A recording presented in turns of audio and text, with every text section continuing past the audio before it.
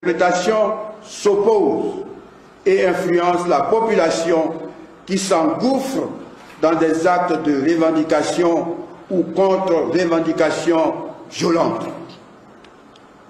Pour ma part, je crois que de tels conflits ne devraient pas avoir leur raison d'être. En tout état de cause, qu'il me soit permis d'inviter tous les Ivoiriens à emprunter les chemins scientifiques pour sortir de cette crise née de la compréhension de la loi qui fonde toutes les autres. Cela ne peut se faire à coup d'invectives, de machettes et de canons. En parlant de chemin scientifique, je fais ici référence aux intellectuels, hommes de science capables d'indépendance intellectuelle et d'exégèse méthodique des textes, et notre pays n'en manque pas, pour que la lecture de sa loi fondamentale soit livrée à des courants politiques au point qu'elle signifie à la fois une chose et son contraire, selon l'intérêt que l'on défend. À quoi servirait une boussole qui indique un jour le nord et un autre jour le sud, selon les lunettes que l'on porte? La loi fondamentale, qui peut être regardée comme une boussole, ne peut signifier à la fois une chose et son contraire. Je voudrais inviter les uns et les autres à aller au dialogue et à la concertation dans la recherche de solutions à cette crise qui n'augure pas d'un lendemain meilleur quant à l'organisation paisible des élections. J'insiste encore une fois pour vous rappeler que le respect de la loi est plus important que les élections. La loi fondamentale de la Côte d'Ivoire s'ouvre par la reconnaissance des droits, des libertés et des devoirs par l'État, confère article 1 de notre Constitution. Quel commentaire en faire, sinon que pour le législateur, ce triptyque forme un corps dont découle tout le reste. Le droit, les libertés et devoirs sont primordiaux dans toute société moderne, et l'État de Côte d'Ivoire s'est engagé à prendre les mesures pour son application effective. Les événements de ces jours-ci laissent entrevoir que beaucoup reste à faire dans le rappel à tous des droits, des libertés et des devoirs des individus et des collectivités. Cela ne peut se faire que loin des bruits d'intérêts électoralistes. Seule la recherche du bien commun permettra à l'État et à ceux qui l'incarnent d'aider les citoyens à la connaissance et au respect des droits, des libertés et des devoirs de tous.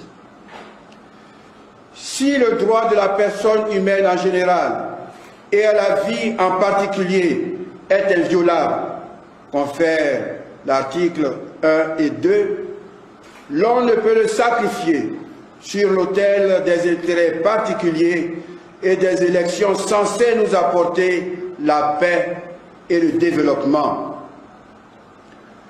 Ma conviction profonde reste que le respect des lois est plus important et honore plus que la victoire à une élection. Chers compatriotes, il est de notoriété que la force de la loi est et sera toujours à préférer à la loi de la force. Le premier est un chemin vers la paix dans le respect des droits, des libertés et des devoirs, quand le second, lui, est une voie qui éloigne de nous la paix et installe le désordre. Puissions-nous, dans un esprit civique et de concertation, donner à la loi toute sa force pour qu'elle nous aide à vivre dans la justice, la réconciliation et la paix en vue d'une organisation consensuelle d'élections sans violence. Je ne peux pas ne pas me tourner avec respect vers le président de la République, chef de l'État, dont la candidature à ces prochaines élections n'est pas nécessaire, à mon humble avis. Son devoir régalien de garant de la Constitution et de l'unité nationale appelle son implication courageuse en vue de ramener le calme dans le pays, de rassembler les Ivoiriens, de prendre le temps d'organiser les élections dans un environnement pacifié par la réconciliation. Comme le dit si bien un adage de chez nous, on ne reste pas dans les magnans pour enlever les magnans. Je prie pour que chacun, dans l'exercice de sa responsabilité, ait la sagesse pour tout accomplir dans le strict respect des lois. Que les appuis et les revendications se fassent dans le strict respect de la Constitution, particulièrement en ce qui concerne le respect du droit à la vie, droit inviolable selon notre Constitution, confère l'article 3. Toute injustice, sous quelque forme qu'elle se présente, provoquera le désordre. Seule la justice qui reconnaît à chacun ses droits et devoirs nous apportera la paix. Que Dieu bénisse la Côte d'Ivoire et nous accorde sa paix. Donné à Abidjan le 31 août. Des cadres catholiques lire cette déclaration. Je vous remercie. Vous êtes tous prêts? Le lundi 30 août 2020, en fin d'après-midi, nous avons pris connaissance d'une déclaration de son éminence le cardinal Jean-Pierre Coutois, qui a décidé de s'exprimer à titre personnel sur l'évolution de la situation socio-politique en Côte d'Ivoire à l'approche de l'élection présidentielle qui se tiendra dans exactement 2 mois. Si l'on peut saluer cette démarche, en ce sens que selon le guide religieux, celle-ci consisterait à nous interpeller face à la crise que nous vivons et contribuer à la recherche de voies et moyens de ce qu'il appelle le vivre ensemble dans l'unité, différent du vivre ensemble prôné par le président Alassane Ouattara. Force est cependant de constater et de regretter que votre prise de parole, Éminence, n'aille pas dans le sens de l'apaisement du climat social. Face à la fracture sociale créée par la crise post-électorale de 2010, un processus de réconciliation approfondi et sincère a eu lieu et a permis des élections apaisées en 2015. C'est grâce à la qualité de ce processus qu'il y a eu une loi d'amnistie et la libération des prisonniers, le retour massif des exilés et le dégel des avoirs. Dans le renforcement de ce processus, Madame Gbagbo, M. Lida Kwasi Moïse et M. Assoua Adou ont notamment été libérés. Toute période d'élection, on le sait, est une période d'exacerbation naturelle des contradictions, des malentendus, voire, hélas, des récriminations dans de nombreux pays à travers le monde.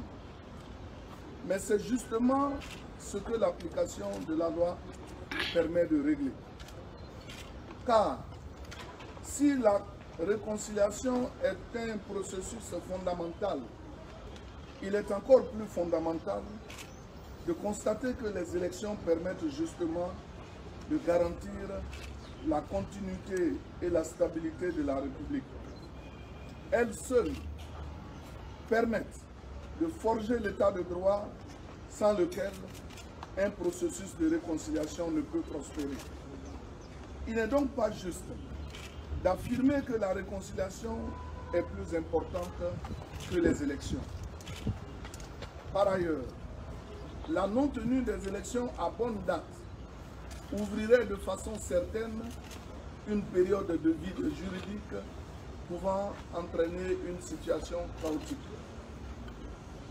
Concernant la concertation et le dialogue, nous voudrions respectueusement vous rappeler que ceux-ci ont été menés avec la société civile et les partis politiques et ont abouti à l'élaboration des lois encadrant les futures élections.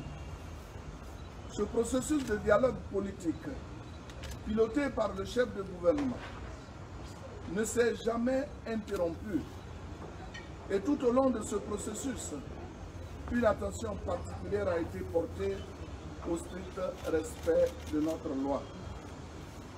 Notre intime conviction est que le respect de la loi, des institutions de la République et de leur calendrier garantit la crédibilité d'une élection et confère au vainqueur sa pleine légitimité.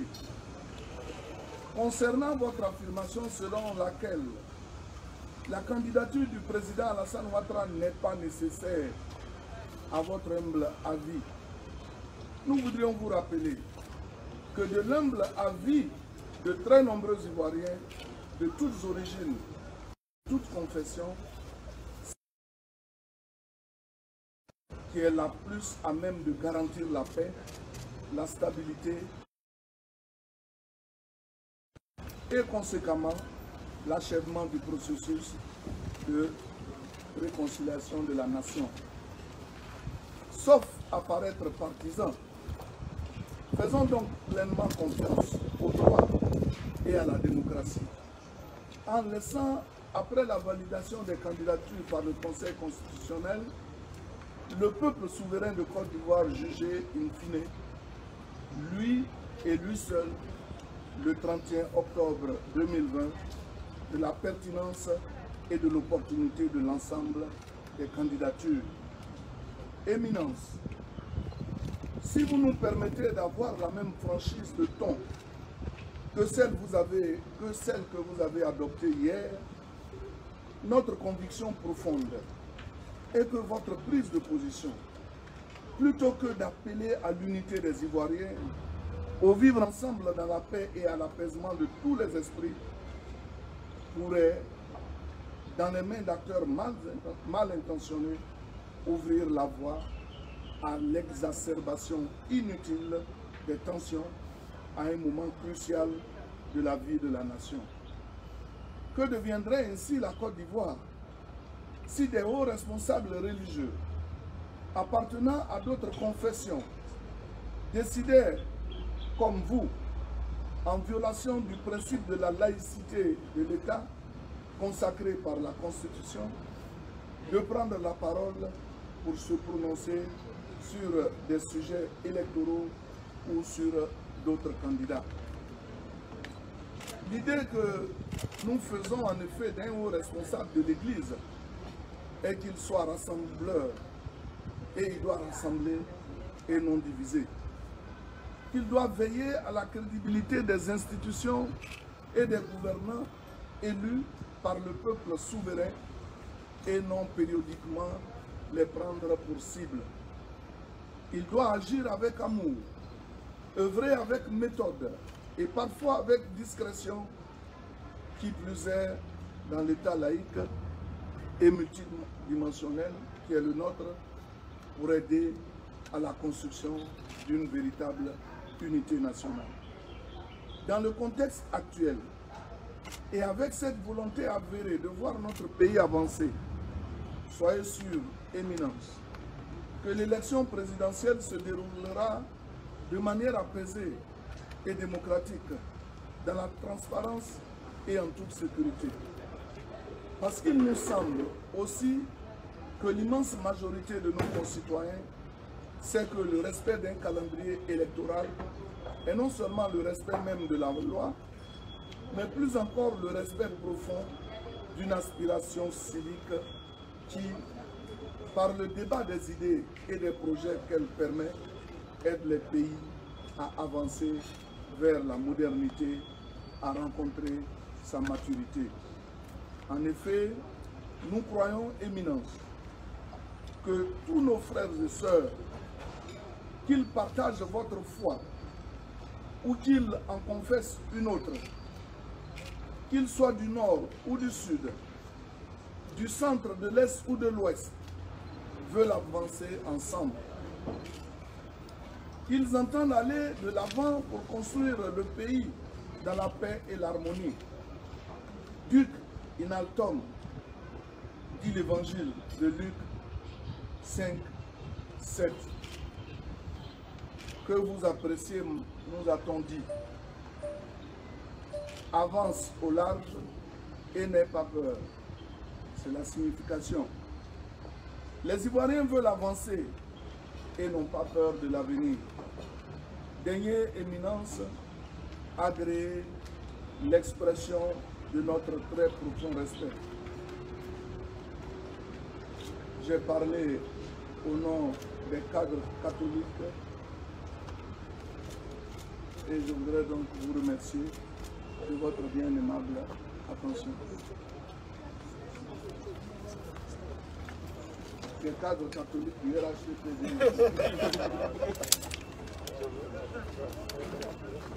Puisque c'est de notre candidat.